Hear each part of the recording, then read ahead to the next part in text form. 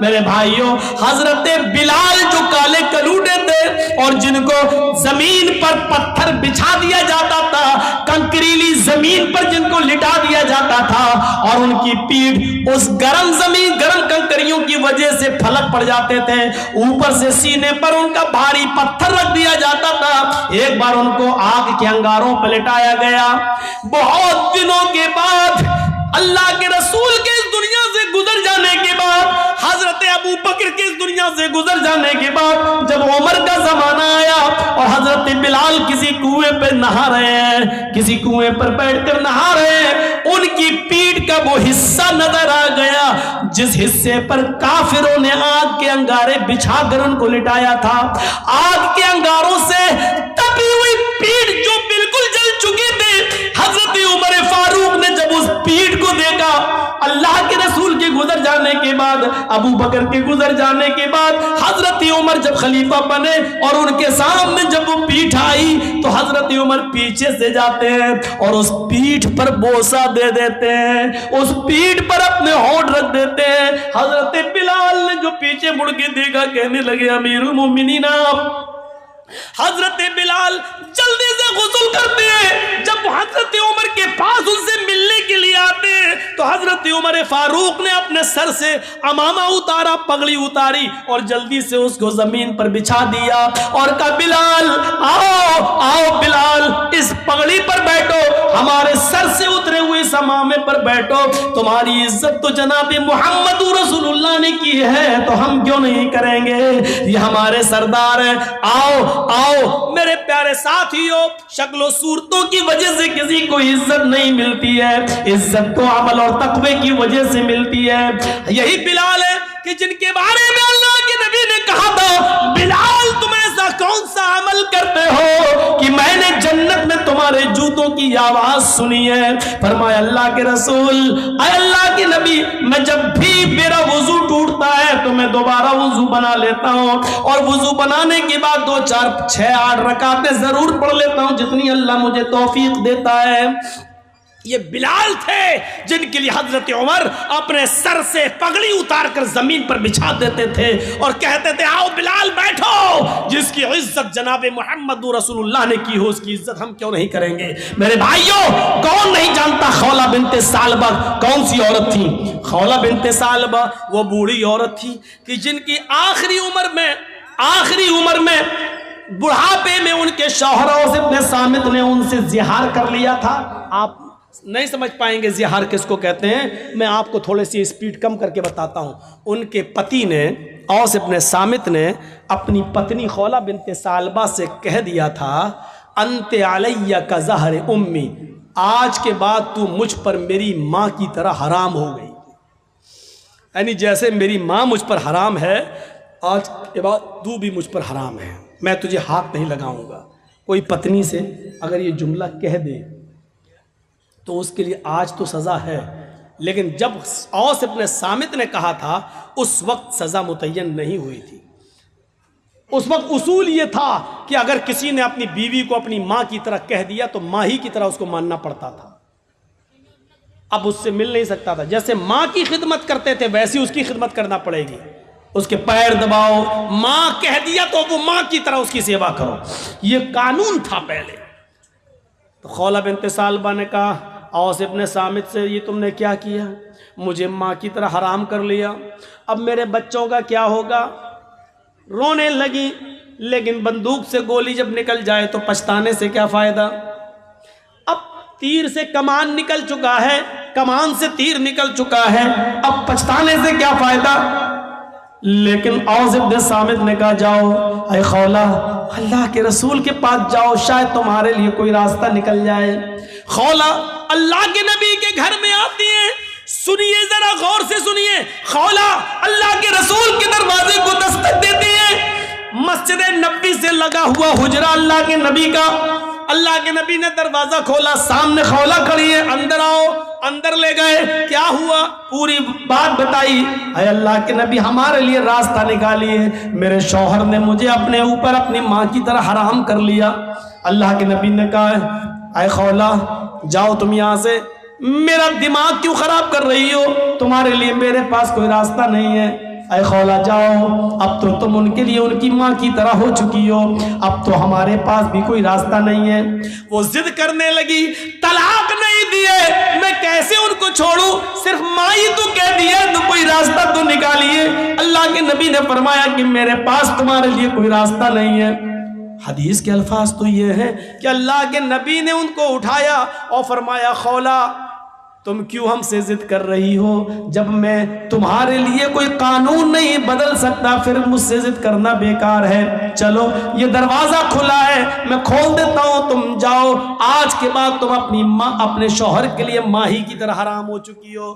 اللہ کے رسول نے خولہ بنت ثعلبہ کے لیے دروازہ بند کر دیا، جاؤ، نہیں کوئی راستہ نہیں ہے، اور ان کو باہر کر کے دروازہ بند کر دیا۔ خولہ باہر نکلی لیکن سامنے مسجد نبوی کی چوکھٹ دیکھتی ہے، گھستی ہے اور مسجد نبوی کے دروازے پر پیر رکھتی ہیں تو اللہ کے رسول کا دروازہ دیکھتی ہیں، نبی کی چوکھٹ دیکھتی ہیں، ایک طرف مسجد کو دیکھتی ہیں، ایک طرف نبی کی چوکھٹ کو دیکھتی ہیں، چہرے پہ مسکراہٹ آتی ہے خولہ بنت ثعلبہ کے، اور کیا کہتی ہے، آئے محمد صلی اللہ علیہ وسلم، کہو زور سے صلی اللہ علیہ وسلم، آئے محمد صلی اللہ علیہ وسلم، آپ کی چوکھٹ بند ہو گئی تو کیا ہوا، آپ کا دروازہ بند ہو گیا تو کیا ہوا، رب کا دروازہ تو کھلا ہے، رب کی چوکھٹ تو کھلی ہے۔ مسجد کے اندر جاتی ہے، کنویں سے پانی کھینچتی ہے، وضو بناتی ہے اور اسی مسجد نبوی میں 2 رکعت نماز پڑھتی ہے، اور 2 رکعت نماز پڑھنے کے بعد اس عورت نے خولہ بنت ثعلبہ نے اپنے ہاتھ بلند کر لیے اور کہا اے اللہ، نبی کا دروازہ بند ہے لیکن تیرا دروازہ تو بند نہیں ہے، الہ العالمین میرے شوہر نے مجھ سے زہار کر لیا ہے، اپنی ماں کی طرح حرام کر لیا ہے، بچوں کو پیار تو میں دے سکتی ہوں لیکن کھلانے پلانے کی ذمہ داری تو میرے شوہر کی ہے، اے اللہ میرے لیے اور میرے ہسبینڈ کے درمیان کوئی راستہ نکال، میرے اور میرے پتی کے درمیان کوئی راستہ نکال، تیرے نبی کی چوکھٹ بند، تیرے نبی کا دروازہ بند، تیرے نبی نے راستے بند کر دیے، تیرا دروازہ کھلا ہے، میں تیری چوکھٹ پر سر رکھتی ہوں، پیشانی رکھتی ہوں، ماتھا رکھتی ہوں، اے اللہ میری فریاد سن لے۔ آسمان سے اللہ نے جبرائیل کو بھیجا، قرآن گواہ ہے، قد سمع اللہ قول التی تجادلک فی زوجہا وتشتکی الی اللہ، اللہ نے اس عورت کی فریاد سن لی جو آپ سے بحث کر رہی تھی، جو آپ سے تکرار کر رہی تھی اپنے شوہر کے بارے میں، اور مسجد کے کونے میں بیٹھ کر وہ تشتکی الی اللہ، اللہ سے گڑ گڑا رہی ہے، اللہ سے رو رہی ہے۔ آئے بزرگوں کی چوکھٹوں کو چومنے والوں، آئے مزاروں کی مٹیوں کو چاٹنے والوں، یہ محمد رسول اللہ کا دروازہ جب بند ہوتا ہے تب رب کا دروازہ کھلتا ہے، یہ رب کا دروازہ ہے۔ اللہ کے رسول کا دروازہ زندگی میں بند تھا تو اس عورت نے کیا کہا، اے اللہ محمد کی چوکھٹ بند ہو گئی تو کیا ہوا، تیری چوکھٹ تو کھلی ہے، تیرا دروازہ تو کھلا ہے۔ جب سارے دروازے بند ہو جاتے ہیں تب اللہ کا دروازہ کھلتا ہے۔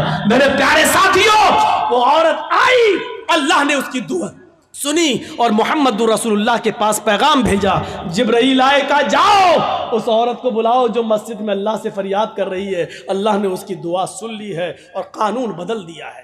آج کے بعد اگر کوئی شخص اپنی بیوی کو اپنی ماں کی طرح حرام کہے گا تو اس کے لیے سزا متعین کر دی، لیکن راستہ نکال دیا، وہ ایک غلام آزاد کرے گا، ایک غلام آزاد کرے اور پھر بیوی بنا لے، جس کو ماں کہہ دیا۔ چل، بہت سے لوگ کہہ دیتے ہیں نا، چل بھاگ، آج کے بعد تو میری اماں، چل نہیں جائیں گے، جو بول دیتے ہیں نا، یہ معمولی جملہ نہیں ہے، بہت خطرناک جملہ ہے۔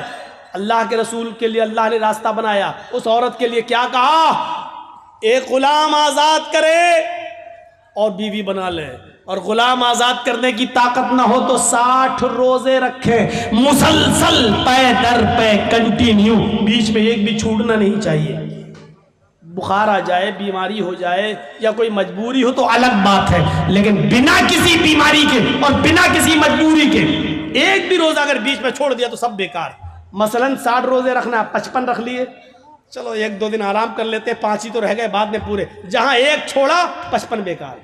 پھر ایک سے رکھو، شہرین متتابعین، کنٹینیو لگاتار آپ کو روزے رکھنا ہے 2 مہینے تک، 60 روزے مسلسل، شہرین متتابعین، 60 نہیں 59 بھی ہو سکتے ہیں، اگر 2 مہینے 29 کے چاند ہو جائیں تو 58 بھی ہو سکتے ہیں، ایک چاند 29 کا ہو جائے ایک چاند 30 کا ہو جائے تو 59 بھی ہو سکتے ہیں، دونوں چاند 30 کے ہو جائیں تو 60 بھی ہو سکتے ہیں۔ تو شہرین متتابعین، 2 مہینے کنٹینیو مسلسل روزے رکھے گا وہ، اور یہ بھی طاقت نہ ہو تو تیسرا راستہ 60 مسکینوں کو کھانا کھلاؤ، چاہو تو ایک ہی دن بلا کر 60 کو کھلا دو، آج 60 کو کھلا دو گے تو آج ہی وہ تمہاری بیوی بن جائے گی، ایک ایک کر کے 60 دن کھلاؤ گے تو 60 جب تک 60 پورے کھا نہیں لیں گے تب تک وہ تمہاری بیوی نہیں بنے گی، یہ تمہاری سہولت کے اوپر ہے، چاہو تو ایک ایک کر کے 60 دن کھلاؤ، یا 60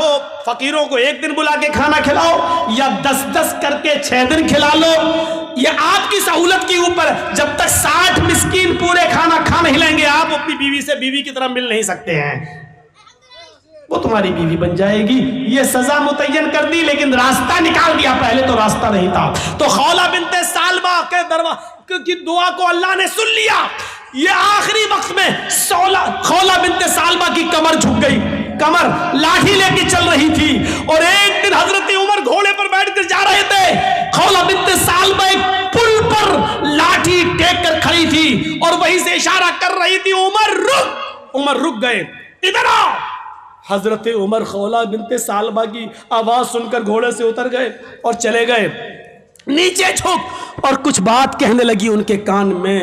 عمر فاروق کے ساتھ جو لوگ تھے ان کو بڑا غصہ آیا، ایک معمولی سی بڑھیا عمر فاروق کو دھمکی دیتی ہے، ان کا گھوڑا روکتی ہے، ان کو گھوڑے سے نیچے اتارتی ہے اور کہتی ہے کان ادھر کر، کان میں کچھ بولتی ہے۔ فرمایا امیر المومنین، ایک معمولی عورت آپ کو گھوڑے سے اتارتی ہے اور آپ اتر جاتے ہیں، ایک معمولی عورت آپ کو اشارہ کر کے بلاتی ہے اور آپ چلے جاتے ہیں، ایک معمولی بڑھیا آپ کو کہتی کان نیچے کر اور وہ آپ کے کان میں کچھ بولتی ہے، آپ سن لیتے ہیں، کیا بات ہے، اتنا کیسے؟ فرمایا حضرت عمر نے، اے میرے ساتھیوں، یہ معمولی عورت نہیں ہے، خولہ بنت ثعلبہ معمولی نہیں ہے، جب محمد کے دروازے بند ہو چکے تھے تب اس کے دروازے کو اللہ نے کھولا تھا، میری کیا مجال جو اس کی نہیں سنوں، 7 آسمان کے اوپر عرش پر بیٹھا ہوا وہ اللہ جب اس عورت کی فریاد سننے کے لیے تیار ہے تو عمر کے اندر یہ مجال نہیں کہ وہ گھوڑا چھوڑ کر آئے اور اس کی بات نہ سنے، میرے اندر اتنی ہمت نہیں ہے۔ میرے پیارے ساتھیوں، یہ تھے حکمراں جو ایک معمولی بوڑھی عورت کی بات کو سننے کے لیے چلے جاتے تھے، اور دلیل کیا دیتے تھے؟ اس عورت کی بات کو جب اللہ نے 7ویں آسمان کے اوپر سنا تو عمر کی مجال کیا ہے جو زمین پر رہ کر اس کی بات کو نہ سنے؟ نہیں، میرے اندر اتنی جرت نہیں ہے، میرے اندر اتنی بہادری نہیں ہے، میرے اندر اتنی۔ تو اسلام سہولت کا نام ہے، اسلام آسانی کا نام ہے، آپ دوسروں کے لیے آسانی پیدا کریے، لڑکی والوں کے لیے مجبوریاں پیدا مت کیجیے۔ آپ کو معلوم ہوگا کہ ایک صحابی آئے، کتنی اس سے زیادہ آسانی کیا ہوگی؟ ایک صحابی آئے، اللہ کے رسول میں تو ہلاک ہو گیا، سنو بڑی ہنسی آئے گی آپ کو یہ واقعہ سن کر، آئے اللہ کے رسول میں تو برباد ہو گیا۔ آپ نے کہا کیا ہوا؟ کہ مت پوچھو، کہ رہنے دو، ایک طرف تو کہہ رہے ہو کہ میں برباد ہو گیا، میں پوچھ رہا ہوں کیا ہوا؟ کہ کیا ہوا بتاؤ نا۔ کہ اللہ کے رسول پوچھنے میں بھی شرم آ رہی ہے، کہ ان اللہ لا یستحی من الحق، اللہ تعالیٰ حق بات سے نہیں شرماتا ہے، بتاؤ کیا بات ہے؟ کہ اللہ کے رسول میں روزے سے تھا اور روزے کی حالت میں بیوی سے مل لیا۔ آپ نے کہا اوف، فرض روزہ تھا، اچھا ہم بستری کر لی۔ آپ نے کہا ایک غلام آزاد کرو۔ ہم بستری، جو روزے کی حالت میں بیوی سے ہم بستری کر لے تو اس کی تو یہی سزا ہے، وہ روزہ تو پورا کرنا ہی پڑے گا، اس کے علاوہ 60 روزے اور رکھنا پڑیں گے۔ پہلے ایک غلام آزاد کرو۔ کہ اللہ کے رسول مجھے تو خود غلامی کرتے کرتے پوری زندگی ہو گئی دوسرے کی، میں کیا غلام آزاد کر پاؤں گا؟ میرے پاس تو یہ آپشن ہی نہیں ہے۔ آپ نے کہا 3 آپشن ہے، پہلا آپشن غلام آزاد کرو، کہنے لگا نہیں کر پائیں گے، میرے پاس طاقت نہیں ہے۔ آپ نے کہا 60 روزے رکھو مسلسل پے در پہ کنٹینیو، کہنے لگا اللہ کے رسول 60 روزے، 60 کہاں؟ کہ ایک روزہ میں تو یہ حالت ہے کہ بیوی سے مل لیا، صبر نہیں ہوا۔ آپ کہہ رہے ہیں 60 روزے رکھو، میرا کیا حال ہوگا؟ میں تو نہیں رکھ پاؤں گا، یہ بھی طاقت نہیں ہے میرے اندر۔ اور کمزور آدمی رمضان کے روزے تو بڑی مشکل سے رکھ پاتا ہوں، اس کے علاوہ 60 روزے اور میں کیسے رکھ پاؤں گا؟ آپ نے کہا پھر تیسرا ایک اور آپشن ہے تمہارے لیے. کا کیا؟ کہ 60 مسکینوں کو کھانا کھلاؤ. کتنے؟ کہ 60. کہ اللہ کے رسول شاید آپ کو میرے گھر کا حال نہیں معلوم. آپ نے کہا تم نے کبھی بتایا ہی نہیں تو معلوم کیا ہوگا. کہ اللہ کے نبی صبح اگر مجھے کھانے کو مل جائے تو شام کو بھوکا سوتا ہوں, اور شام کو مل جائے تو صبح بھوکا اٹھتا ہوں, پھر صبح نہیں ملتا. میرے گھر میں 2 ٹائم کا کھانا نہیں بنتا, میں 60 مسکینوں کو کھانا کہاں سے کھلاؤں. آپ نے کہا رکو, اچھا تینوں آپشن تمہارے پاس, تینوں نہیں ہے. کہاں دیکھیے پھر بھی راستہ نکالا. کہا کیا؟ رکو, نماز کا ٹائم ہوا, آپ نے لوگوں سے کہا اپنے بھائی کی مدد کرو, اس کو غریبوں میں کچھ دینا ہے, مسکین ہے, خود غریب آدمی ہے. اچھا اب چندہ ہوا اس کے لیے. کھجور ہی اس زمانے میں چلتا تھا, کوئی 2 کھجور لایا, کوئی 5 لایا, کوئی 10 لایا, اور ظہر سے عصر تک چندہ ہوتا رہا. پورا 10 کلو کا ایک ٹوکرا بھر گیا کھجور کا. اتنا بڑا ٹوکرا بھر گیا. آپ نے اس ٹوکرے کو اٹھا کر اس کو دیا, لے پکڑ, تمہارے بھائیوں نے تمہاری مدد کی ہے, جاؤ یہ کھجور اپنے گاؤں میں لے جاؤ, اپنے قبیلے میں سب غریبوں میں دے دینا, انہی کو بانٹ دینا, تمہارا کفارہ ادا ہو جائے گا, تمہاری غلطی مٹ جائے گی, جاؤ یہ غریبوں میں تقسیم کر دینا. کہنے لگا اللہ کے رسول کہاں اس کو بانٹوں؟ کہا اپنے گاؤں میں. کس میں بانٹوں؟ کہا غریبوں میں. کہتا اللہ کی قسم پورے گاؤں میں مجھ سے زیادہ غریب کوئی ہے ہی نہیں.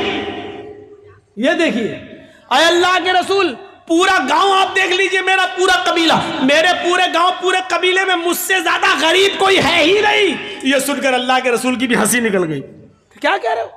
پورے گاؤں میں تم سے زیادہ غریب کوئی نہیں. کہا نہیں, تو جاؤ تم خود ہی لے جاؤ, خود کھا لینا, اپنی بیویوں بچوں کو کھلا دینا, تمہارا کفارہ ادا ہو جائے گا. یہ آسانی. جرم بھی کیا, آپشن بھی نہیں ہے تینوں میں سے کوئی ایک, چندہ بھی ہوا اس کے لیے, اور اللہ کے رسول نے کہا جاؤ غریبوں میں بانٹ دینا, تو کہتا مجھ سے زیادہ غریب کوئی ہے ہی نہیں. تو آپ نے کہا تم ہی کھا لینا, جاؤ اور اپنی بیوی بچوں کو کھلا دو, کفارہ ادا ہو جائے گا. یہ لیجئے, یہ آسانی ہے, آسانی. اس سے زیادہ سہولت اور کہاں ملے گی؟ اس لیے انسانیت سیکھو. انسانیت کا سب سے بڑا علم بردار کوئی مذہب ہے تو اسلام ہے. آپ بتائیے یہ تعلیم کہاں ملے گی؟ وَلَا تَسُبُّوا الَّذِينَ يَدْعُونَ مِن دُونِ اللَّهِ فَيَسُبُّوا اللَّهَ عَدْوًا بِغَيْرِ عِلْمٍ. یہ کہاں ملے گی تمہیں تعلیم؟ دنیا کے کسی مذہب کو اٹھا کر دکھا لو. آج بہت لوگ چلاتے رہتے ہیں ہم یہ ہم وہ, اور آج بنے بیٹھے ہیں لوگ, کرسی سنبھالے بیٹھے, لیکن یہ دکھائیں اللہ کیا کہہ رہا ہے؟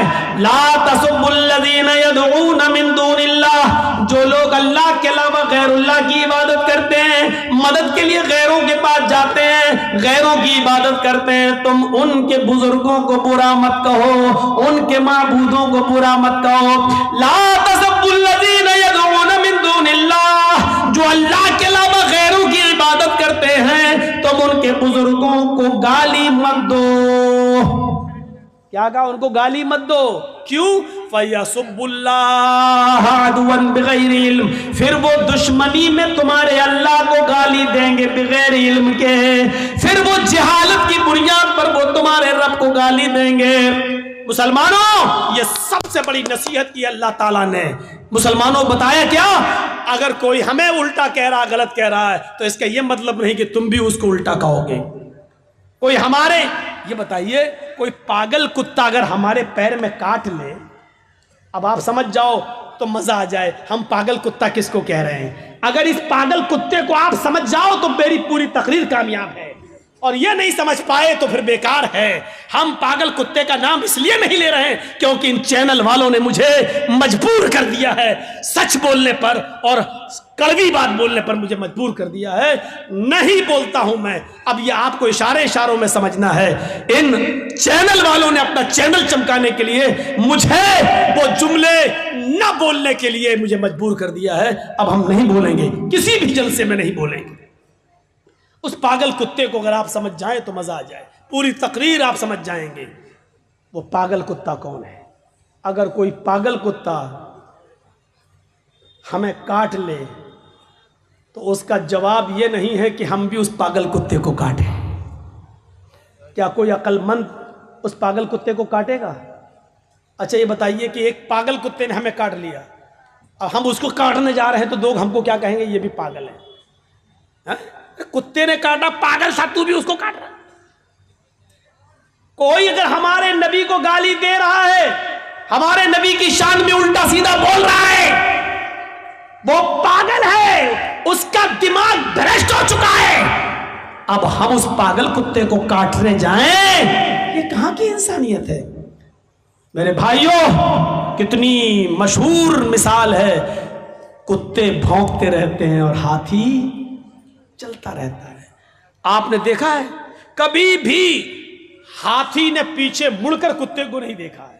کتے بھونک رہے ہیں، ہاتھی چل رہا ہے، کیوں؟ وہ جانتا ہے اگر مڑ کر، اگر ہم نے دیکھا پیچھے مڑ کر اور ان کو گھرایا تو ہمارا وقت برباد ہوگا، ہم جہاں جانا چاہتے اس منزل سے ہم رک جائیں گے۔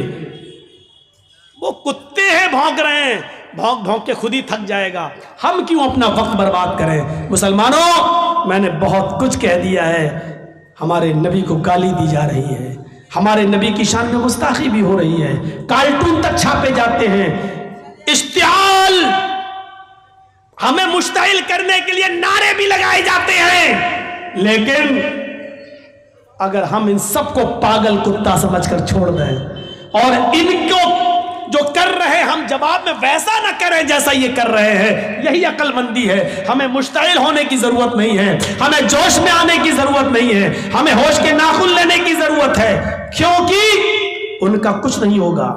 آپ دیکھ لیجئے، سپریم کورٹ نے آدیش دیا ہے موب لنچنگ پر قانون بنے، لیکن موب لنچنگ پر قانون نہیں بنتا ہے، قانون بنتا ہے ٹرپل طلاق پر، قانون بنتا ہے 370 ہٹانے پر کشمیر سے، قانون بنتا ہے CAA NRC پر۔ میرے بھائیوں، جس پر سپریم کورٹ نے آدیش نہیں دیا اس پر قانون بن رہا ہے، اور جس کو سپریم کورٹ کہہ رہی ہے کہ موب لنچنگ پر قانون بناؤ، سخت سے سخت سزا متعین کرو، تو اس پر قانون نہیں بنتا۔ آپ دو چار ویسے ہی نعرے لگا کر کیا کر لیں گے؟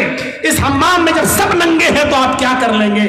میرے بھائیوں، اس لیے عقل اور شعور سے کام لینے کی ضرورت ہے، اپنے آپ کو ہوش میں لانے کی ضرورت ہے، پاگل کتوں کو سمجھنے کی ضرورت ہے، اور عقل مندی یہ نہیں ہے کہ پاگل کتا کوئی ہمارے پیر میں کاٹ لے تو ہم بھی اس کو کاٹنے جائیں۔